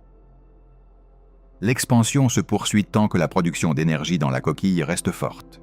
Le noyau d'hélium continue d'évoluer sous une forte compression gravitationnelle. La densité du noyau augmente régulièrement et la température augmente davantage. Cependant, le début de la fusion de l'hélium est retardé jusqu'à ce que les conditions atteignent le seuil nécessaire. Pendant cette période, les couches externes continuent de se dilater en réponse à l'énergie produite dans la coquille environnante. À mesure que les couches externes se déplacent vers l'extérieur, elles deviennent plus étalées dans l'espace. La matière dans ces régions occupe un volume plus grand et la densité continue de diminuer. La structure devient mais diffuse, avec des transitions graduelles entre les différentes couches de l'atmosphère solaire. Le photosphère se déplace vers l'extérieur en même temps que la matière en expansion, augmentant la taille globale du Soleil. L'expansion affecte également la distribution de la masse au sein du Soleil. Bien que la masse totale reste largement inchangée pendant ce stade, sa distribution se déplace à mesure que les couches externes s'étendent vers l'extérieur. Plus de masse se trouve distribuée sur un volume plus grand, changeant la structure globale du Soleil. Les régions centrales deviennent plus compactes, tandis que les régions externes deviennent plus étendues. Le processus se poursuit régulièrement sur de longues périodes, avec des changements graduels de température, de densité et de taille. Les couches externes continuent de répondre à l'énergie produite dans la coquille d'hydrogène, et l'expansion reste en cours. La structure du Soleil devient de plus en plus étendue, les couches externes atteignant des zones plus lointaines dans l'espace environnant et couvrant une région plus grande qu'auparavant. Le mouvement des gaz dans l'atmosphère externe devient plus dynamique à mesure que l'expansion se poursuit. Les particules se déplacent vers l'extérieur sous l'influence du flux d'énergie provenant de l'intérieur. Les régions externes deviennent de plus en plus diffuses, avec des limites moins définies les séparant de l'espace. La surface du Soleil apparaît plus étendue en raison du mouvement vers l'extérieur de la matière. L'équilibre énergétique à l'intérieur du Soleil se déplace à mesure que la fusion de l'hydrogène dans la région du noyau diminue et que la fusion en coquille augmente. Ce déplacement entraîne une augmentation soutenue de la production d'énergie qui contribue directement à l'expansion des couches externes. L'énergie accrue continue d'entraîner la matière vers l'extérieur, maintenant l'expansion sur de longues périodes de temps. La structure externe du Soleil devient plus étendue dans l'espace, affectant des régions éloignées du noyau central. L'atmosphère se dilate vers l'extérieur en continu, les couches de gaz se propageant dans des volumes de plus en plus grands, le photosphère et les couches environnantes se déplacent vers l'extérieur ensemble, augmentant la taille globale du Soleil dans um processus graduel e contínuo. O futuro a longo prazo de Mercúrio envolve uma série de mudanças físicas e orbitais que ocorrem à medida que o Sol continua através dos seus estágios naturais de evolução. Essas mudanças ocorrem ao longo de períodos de tempo extremamente longos e são impulsionadas principalmente por mudanças na produção de energia solar, mudanças na massa solar e pela expansão das camadas externas do Sol durante os estágios posteriores da sua vida. Mercúrio é o planeta mais próximo do Sol, e o seu movimento e condições de superfície já são fortemente controlados pela radiação solar e pela gravidade solar. Com o tempo, essas influências mudam de maneiras que alteram gradualmente a órbita de Mercúrio, o estado da sua superfície e a sua estabilidade estrutural. Atualmente, Mercúrio segue um caminho estável ao redor do Sol, mas essa estabilidade não é completamente fixa ao longo de períodos muito longos. O campo gravitacional do Sol muda lentamente à medida que o Sol perde massa através da emissão constante de partículas e radiação. Essa perda de massa é muito gradual, mas ao longo de bilhões de anos torna-se significativa o suficiente para alterar ligeiramente a atração gravitacional que mantém os planetas nos seus caminhos. Quando a massa do Sol diminui, a força da sua atração gravitacional enfraquece. Como resultado, as órbitas planetárias ajustam-se lentamente em resposta. A distância orbital de Mercúrio aumenta gradualmente durante esta fase, e o seu período orbital também muda à medida que se move através de um ambiente gravitacional em mudança. Durante este longo período, Mercúrio também experimenta perturbações orbitais causadas pela influência gravitacional de outros planetas, especialmente Vênus e Júpiter. Essas influências são geralmente pequenas, mas ao longo de durações extremamente longas, podem contribuir para mudanças na forma e na orientação orbital. A órbita de Mercúrio já é ligeiramente alongada, e essa forma pode variar ao longo do tempo devido a essas interações gravitacionais. À medida que o Sol continua a sua evolução, essas variações tornam-se parte de um comportamento orbital mais complexo. A órbita não permanece perfeitamente constante, e pequenas mudanças acumulam-se ao longo de longos períodos de tempo. À medida que o Sol continua a envelhecer, ele eventualmente deixa a sua atual fase estável de fusão de hidrogênio no núcleo e inicia uma nova fase de evolução estelar. Durante esta transição, a estrutura interna do Sol muda significativamente. O núcleo contrai-se enquanto as camadas externas se expandem. A produção de energia muda para diferentes camadas ao redor do núcleo, e essa mudança leva a um grande aumento no tamanho da região externa do Sol. A atmosfera externa estende-se para fora no espaço, ocupando gradualmente regiões que antes faziam parte do sistema solar interno. Antes que as camadas externas atinjam a sua expansão máxima, o brilho do Sol aumenta. Esse aumento na produção de energia afeta Mercúrio diretamente.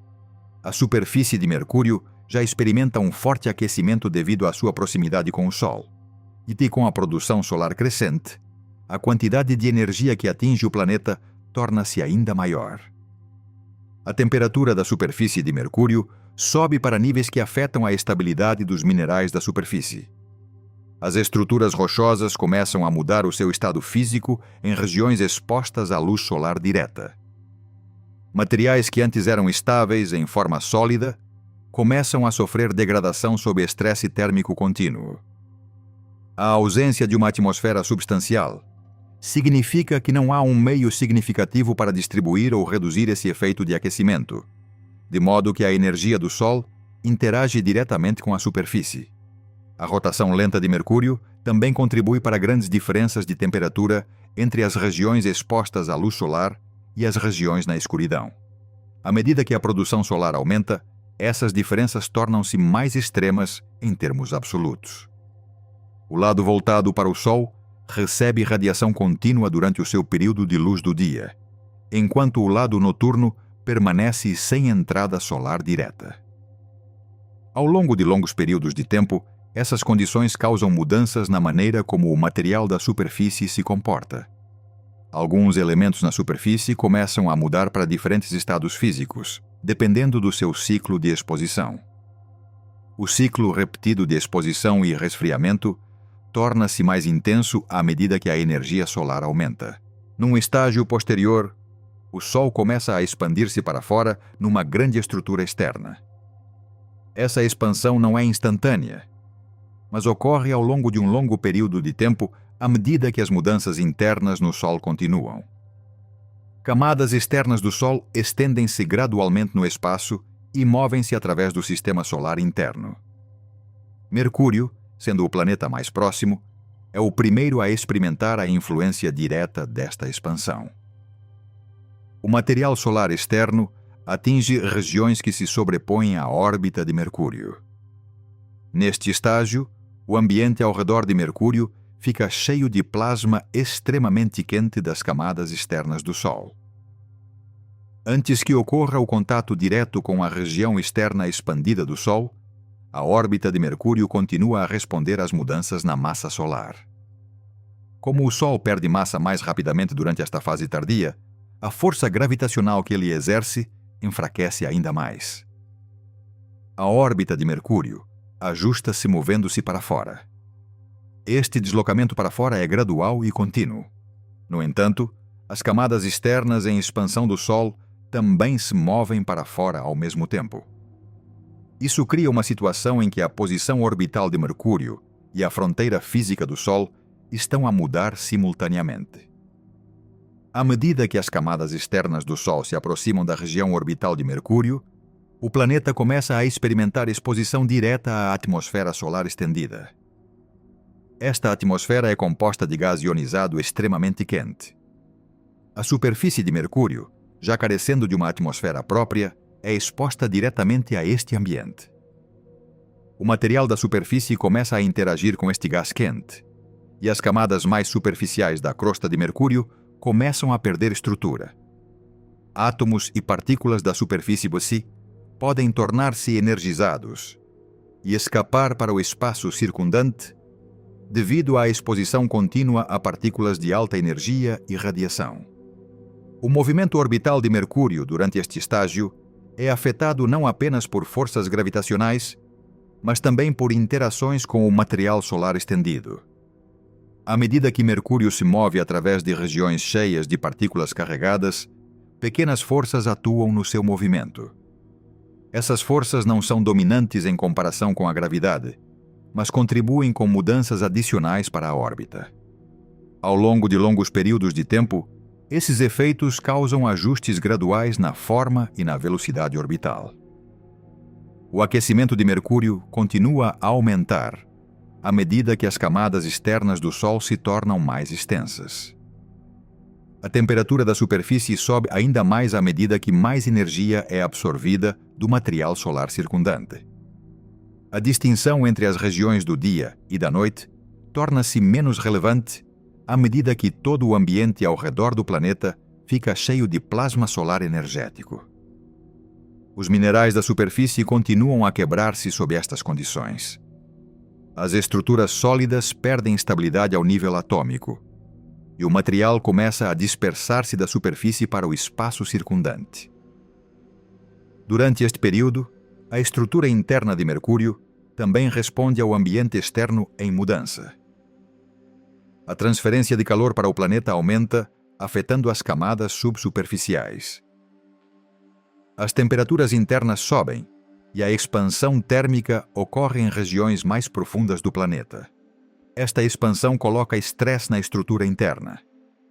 Ao longo de longas durações, esses estresses causam mudanças na disposição das camadas internas. A fronteira entre as regiões do núcleo e do manto pode mudar em resposta a essas mudanças térmicas. A estrutura interna torna-se mais dinâmica à medida que responde ao aquecimento externo e às mudanças gravitacionais. A expansão do Sol continua à medida que ele entra num estágio em que as suas camadas externas se estendem ainda mais para fora no sistema solar interno.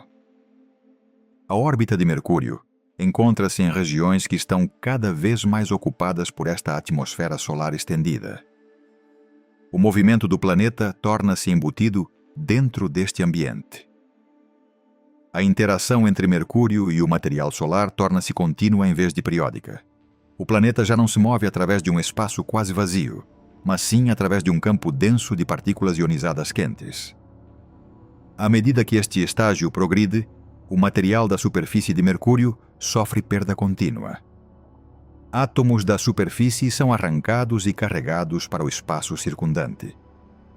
Este processo ocorre em toda a superfície, em vez de em regiões isoladas. A perda de material reduz gradualmente a massa do planeta. Esta redução de massa afeta a estabilidade gravitacional e a órbita continua a ajustar-se em resposta. A combinação de perda de massa do Sol e perda de material de Mercúrio cria um sistema dinâmico complexo no qual ambos os corpos influenciam o comportamento orbital. A instabilidade orbital de Mercúrio, durante estes estágios tardios, também é influenciada pela mudança na distribuição de massa dentro do Sol. À medida que o Sol se expande, as suas camadas externas contêm menos massa concentrada em comparação com a sua estrutura anterior. Esta redistribuição afeta o campo gravitacional ao redor do Sol. A órbita de Mercúrio responde a essas mudanças, deslocando-se tanto em distância quanto em forma. O caminho orbital torna-se mais variável ao longo do tempo, com mudanças de velocidade e direção ocorrendo à medida que o planeta se move através de regiões de força gravitacional e densidade de material solar variadas. À medida que as camadas externas do Sol continuam a expandir-se, elas eventualmente atingem distâncias que se sobrepõem à região orbital ajustada de Mercúrio. Neste ponto, Mercúrio entra em interação direta com o envelope solar externo. O ambiente que circunda o planeta torna-se extremamente denso com gás ionizado quente, e o planeta move-se dentro deste meio continuamente. A troca de energia entre Mercúrio e este ambiente torna-se constante. A superfície continua a perder material a uma taxa constante, e a integridade estrutural do planeta continua a diminuir. O processo de aquecimento afeta não apenas a superfície, mas também o interior mais profundo de Mercúrio. O calor penetra nas camadas subsuperficiais, afetando as estruturas minerais e causando mudanças a longo prazo na densidade e na composição. A distribuição da pressão interna dentro do planeta ajusta-se em resposta a essas mudanças de temperatura. Com o tempo, esses ajustes levam a uma redistribuição do material interno. O núcleo continua sendo aí a região mais estável, mas até ele experimenta influência térmica gradual do ambiente externo. O movimento orbital de Mercúrio durante este estágio é influenciado tanto por forças gravitacionais quanto por interações do tipo arrasto com o material solar estendido. Embora a gravidade continue a ser a força primária que governa o movimento, a presença de gás solar denso introduz resistência adicional e variabilidade no movimento.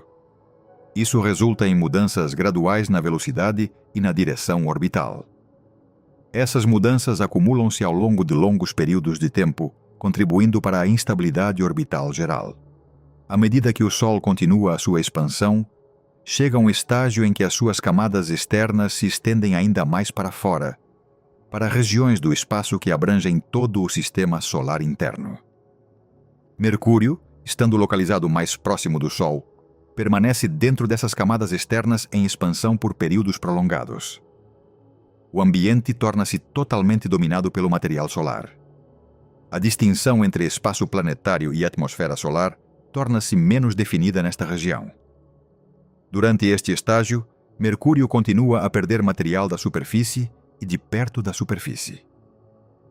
A massa do planeta continua a diminuir gradualmente. A redução na massa afeta a ligação gravitacional do planeta, tornando-o mais suscetível a forças externas. A estrutura interna permanece sob estresse térmico contínuo, e a superfície permanece num estado de constante interação com partículas solares de alta energia.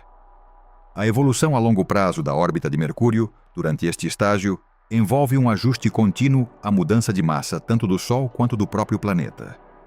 A órbita não permanece fixa em forma ou distância. Em vez disso, muda gradualmente à medida que as condições evoluem. Essas mudanças são impulsionadas pelo equilíbrio entre forças gravitacionais, perda de massa solar e interação com o ambiente solar estendido. Nos estágios finais deste processo, a expansão externa do Sol atinge um ponto onde a atmosfera solar estendida ocupa inteiramente as regiões que incluem o caminho orbital de Mercúrio. Neste estágio, Mercúrio está totalmente embutido nas camadas solares externas.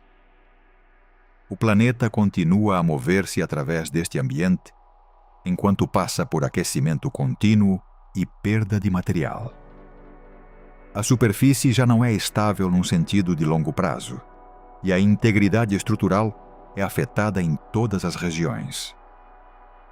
O movimento de Mercúrio dentro deste ambiente permanece governado pela mecânica orbital, influenciada por um campo gravitacional em mudança e pela interação com material solar denso. A órbita continua a evoluir em forma e posição à medida que as condições mudam. A estrutura interna do planeta permanece sob contínuo estresse térmico e mecânico. O material tanto da superfície quanto das regiões próximas à superfície continua a ser liberado no ambiente circundante. Vênus e o Sol atravessarão um longo e severo processo de transformação durante as fases avançadas da evolução soluto no futuro distante. As mudanças que afetarão Vênus não acontecerão rapidamente em termos humanos. Elas se desdobrarão ao longo de um período que se estende por muitos bilhões de anos. Durante este longo intervalo de tempo, a estrutura física de Vênus, as suas condições de superfície e a sua atmosfera sofrerão um colapso contínuo sob o crescente aporte de energia do Sol e devido às mudanças que ocorrerão nas regiões externas do ambiente solar. A superfície de Vênus já é extremamente quente sob as condições atuais, mas, no futuro distante, a energia que atinge o planeta continuará a aumentar à medida que o Sol se expandir e se tornar mais luminoso. Esse aumento afetará a rósea sólida na superfície do planeta. Os minerais que compõem a crosta de Vênus começarão a perder a sua estrutura sólida em muitas regiões. As ligações que mantêm as rochas em formas fixas se enfraquecerão à medida que a energia térmica penetrar em camadas mais profundas da superfície. Grandes regiões da crosta mudarão da forma sólida para estados amolecidos. Com o tempo, essas regiões amolecidas passarão para rocha totalmente fusa. O derretimento não ocorrerá num único local ou num único momento. Ele se espalhará gradualmente por amplas áreas, atingindo níveis mais profundos do planeta conforme o aporte de energia continua. À medida que o derretimento da superfície se expande, a paisagem de Vênus não manterá mais formações estáveis. Regiões elevadas, planícies e estruturas vulcânicas começarão a perder as suas formas definidas. O material fuso se moverá sob pressão do calor interno e do aporte de energia externa. Esse movimento não será organizado em ciclos estáveis. Em vez disso, será contínuo e instável, impulsionado pelo aumento persistente da temperatura em todas as camadas externas do planeta. A rocha fusa também liberará gases aprisionados dentro da crosta. Esses gases contribuirão para novas mudanças na atmosfera, adicionando novos componentes e aumentando a densidade geral do envelope gasoso ao redor do planeta. A atmosfera de Vênus já é extremamente espessa e composta principalmente de dióxido de carbono, com nuvens de compostos de enxofre. No futuro, essa atmosfera se tornará ainda mais dinâmica à medida que os materiais da superfície começarem a liberar substâncias voláteis armazenadas. O aquecimento da superfície fará com que compostos sólidos se quebrem e entrem em forma gasosa. Esses gases subirão e se misturarão com a atmosfera existente, alterando a sua composição e a distribuição de pressão. Conforme o aquecimento continua, A distinção entre o material da superfície e os gases atmosféricos começará a se enfraquecer. A fronteira entre as fases sólida e gasosa se tornará menos estável em muitas regiões. Ao mesmo tempo, as camadas superiores da atmosfera começarão a experimentar uma forte interação com a radiação solar e partículas carregadas vindas das regiões externas em expansão do Sol. À medida que o Sol evolui, a sua atmosfera externa se estenderá ainda mais no espaço. A região do espaço ao redor de Vênus ficará cheia de partículas de alta energia e campos de radiação. Essas condições afetarão as camadas atmosféricas superiores de Vênus diretamente. Partículas de gás no topo da atmosfera ganharão energia suficiente para escapar da influência gravitacional do planeta. Esse processo não removerá toda a atmosfera de uma vez. Ele ocorrerá continuamente ao longo de longos períodos, afinando gradualmente as camadas superiores. A perda de partículas atmosféricas levará a uma redistribuição constante da pressão dentro da coluna atmosférica. Conforme as camadas superiores escapam, as camadas inferiores subirão para preencher o espaço, apenas para também serem afetadas pelo mesmo aporte de energia. Esse processo repetido criará um ciclo contínuo de perda atmosférica a partir da fronteira externa.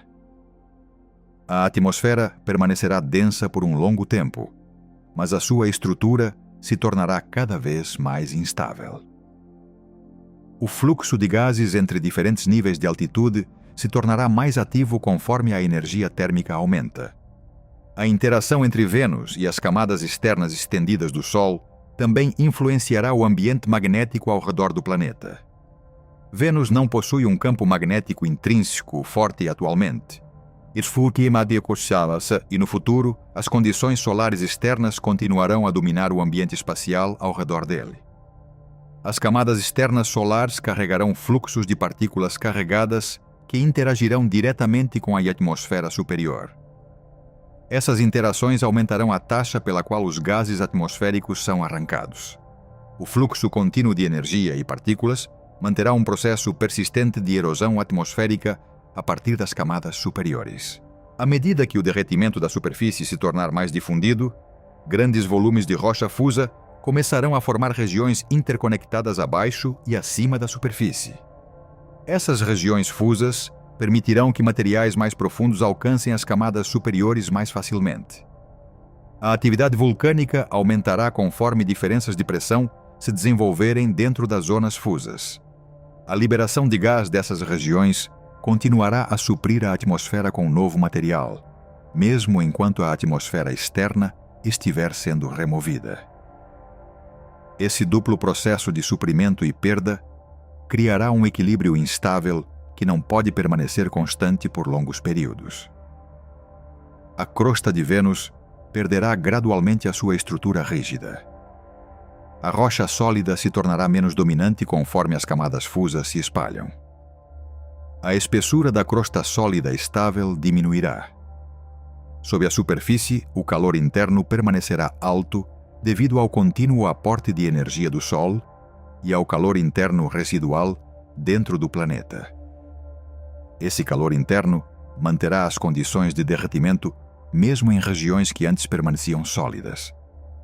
O planeta mudará lentamente para um estado onde o solo sólido se tornará raro e descontínuo. Conforme a atmosfera continua a mudar, as reações químicas que ocorrem dentro dela também mudarão de natureza. A presença de radiação solar intensa quebrará as ligações moleculares nos gases atmosféricos. Moléculas de dióxido de carbono se separarão em seus componentes nas camadas superiores. Compostos de enxofre sofrerão processos de quebra semelhantes. As partículas resultantes interagirão de novas maneiras, formando sistemas químicos instáveis que persistem apenas por períodos limitados antes de serem ainda mais fragmentados ou de escaparem para o espaço. A baixa atmosfera permanecerá extremamente densa por um longo tempo, mas também se tornará mais ativa quimicamente. A mistura de gases recém-liberados da superfície com os componentes atmosféricos existentes criará um ambiente em constante mudança. esse ambiente não se estabilizará numa composição estável. Em vez disso, continuará a mudar conforme as condições da superfície evoluem e conforme o aporte de energia solar aumenta. A energia que atinge o planeta afetará tanto aquela estrutura física quanto a química da atmosfera. Com o avançar do tempo, o Sol continuará a se expandir em suas regiões externas. As camadas externas do Sol se estenderão ainda mais para fora, na região onde Vênus orbita. Essas camadas externas não permanecerão uniformes. Elas conterão fluxos de partículas carregadas, densidades variáveis de plasma, e estruturas magnéticas em mudança. Vênus se moverá por esse ambiente em expansão continuamente. A interação entre o planeta e esse ambiente levará a um aumento na transferência de energia para a atmosfera superior. Essa transferência acelerará os processos de escape atmosférico. O aquecimento da superfície também afetará o interior mais profundo de Vênus. Conforme a energia penetrar para baixo, alterará o equilíbrio térmico dentro do manto. O manto experimentará maior derretimento em muitas regiões. Isso reduzirá a estabilidade mecânica da estrutura interna. O movimento de material fuso dentro do manto se tornará mais difundido.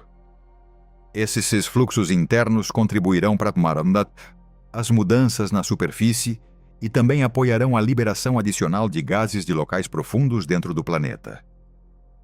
Ao longo do tempo, o acúmulo de material fuso atingirá um estado onde grandes partes do interior do planeta não estarão mais em forma sólida.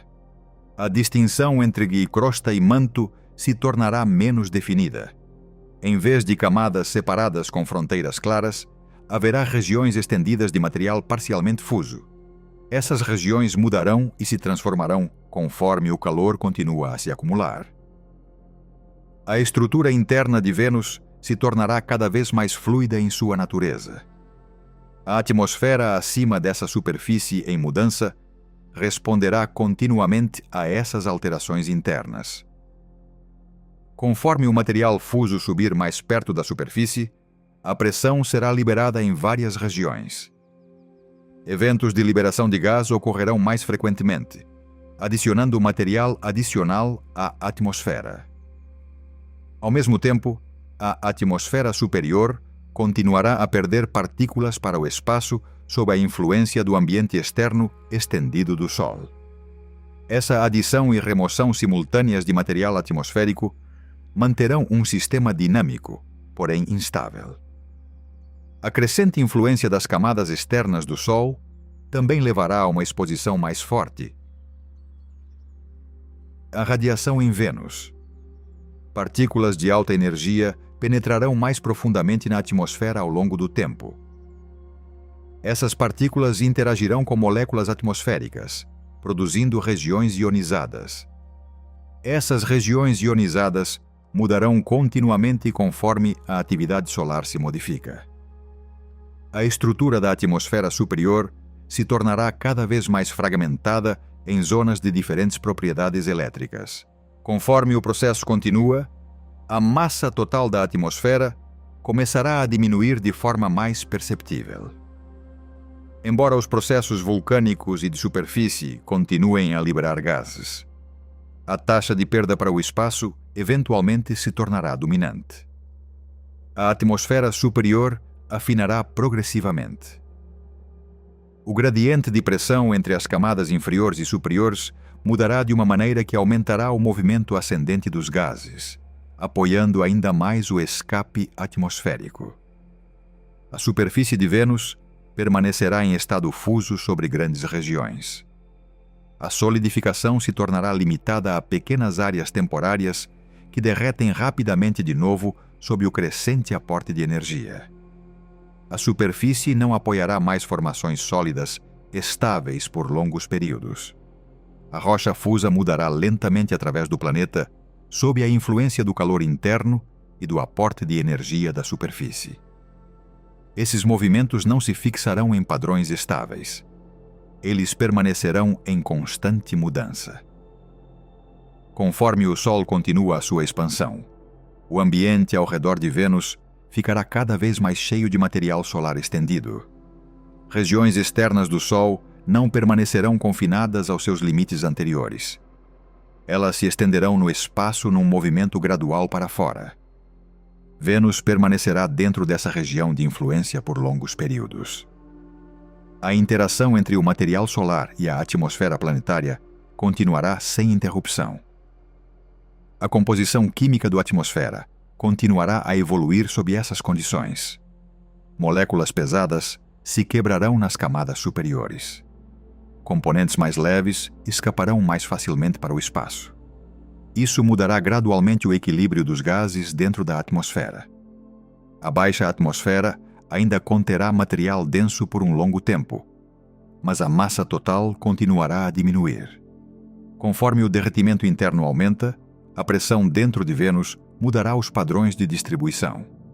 Regiões de alta pressão se formarão e se librarão repetidamente. Essas mudanças causarão deformação na superfície em amplas áreas. A deformação não se fixará em formas estáveis. Em vez disso, permanecerá como parte de um ciclo contínuo de movimento interno e resposta da superfície. A interação a longo prazo entre Vênus e o Sol, em expansão, manterá uma transferência constante de energia para o sistema planetário. Essa energia afetará cada camada do planeta, desde o interior mais profundo até a atmosfera mais externa. O planeta perderá gradualmente a estabilidade estrutural conforme tanto as forças internas quanto as externas continuarem a agir sobre ele. A atmosfera superior continuará a experimentar exposição direta a partículas carregadas vindas das regiões externas do Sol. Essas partículas arrancarão íons e átomos neutros da fronteira atmosférica.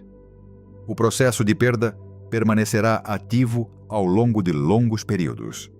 Mesmo conforme novos gases são liberados da superfície, a remoção de material atmosférico continuará sem pausa.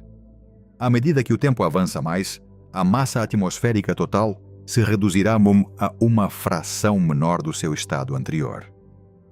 A atmosfera restante ainda será densa em regiões inferiores, mas as suas camadas superiores se tornarão cada vez mais finas e instáveis. A transição entre a atmosfera inferior densa e as condições de quase-espaço se tornará mais direta e menos estruturada. As condições da superfície permanecerão dominadas por rocha fusa e contínuo aporte de energia. A solidificação não estabelecerá formações duradouras. Todo o sistema da superfície planetária permanecerá em um estado de contínuo derretimento e remodelamento. O calor interno e a energia solar externa contribuirão ambos para essa condição. O estágio final de Vênus nesse longo processo envolverá um planeta que continua a perder as suas camadas atmosféricas enquanto mantém um derretimento generalizado da superfície. A interação com o ambiente externo estendido do Sol permanecerá ativa, afetando continuamente a atmosfera superior. A estrutura interna permanecerá fluida, com grandes regiões de material fuso dominando o interior e a superfície planetária. O planeta continuará esse estado de transformação sob persistente influência solar, sem alcançar um arranjo final estável.